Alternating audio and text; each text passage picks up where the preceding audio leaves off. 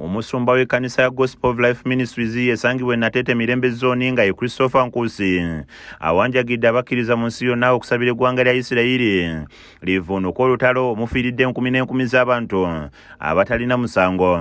Tulabika nti kati wetwogera lugenda mu maaso ekintu kino kigenda kukosa tekigenda kukosa Isirayiri yokka nekigenda kukosa n'amawanga gano amalala ageetoolodde.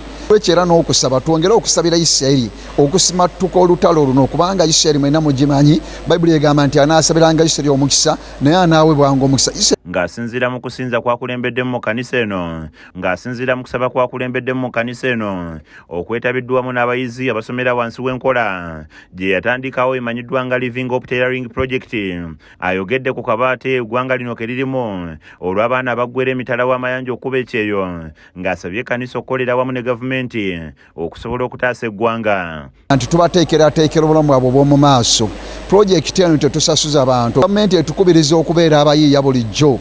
Abaana bangi batambudde ne bagenda ebweru ne batuuka eyo ebintu ne bigaana. Abamu ne batuuka eyo ne bafunirayo ebizibu. Ye Dr. John Kamanzi ategeeza nti Uganda kati weetuuse buli kintu kikyuse ng'omuntu ateekeddwa okuba omuyiiya ennyo nga yeetandikirawo emirimu kubanga ejja bamusiba ttayi mitono nnyo ate nga kizibu n'omuntu okugaggawaliramu. Abaana baffe balekeraawo okulinnya ennyonyi okugenda mu Middle East nga banoonya emirimu egy'okukola ate nga bagiresse wano gye bagenda okukola eri. So nze nandisabye gavumenti, abasumba n'abakulembeze baffe twongeremu nnyo amaanyi mu mirimu gino egy'emikono ate tulekerawo givuma.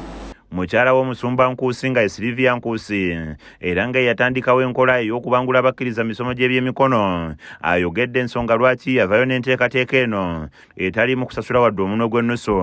Tugenda kusobola ate ng'era okukuza omulembe omulungi nga tusobola n'osisinkana ebyetaago byabwe. Kati tusobola n'okubuulira enjiri kuba abantu abajja eri Kristo tulina kye tuyinza obbawa eky'omwoyo n'eky'omubiri n'eggwanga ne lifunamu era ne liweebwa omukisa. Agamba nti yatandika n'omukyala yali aweddemu essuubi ng'atuuse ne ku sseeri etuga nga we twogerera ng'omukyala ono ali mu mbeera nnungi ddala ekyamulaga nti ekkanisa yeetaaga okulwana ennyo okusobola okutereeza ebyenfuna n'embeera z'abakkiriza bye basumba. Nasangako omukyala omu eyali ayagala n'okwetuga naye ng'ekigenda okumwetuza talaba kyawa baana, omwami asiiba mu nju asenyeza mu nju buli kimu akikolera omwo. Naye okuva ku lunaku olwo ne nnyamba omukyala oyo aleese bangi nnyo.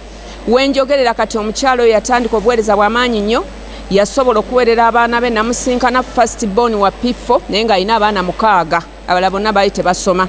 Kiza Peter yakusakidde eggulire lino ku Rakes TV Agalero.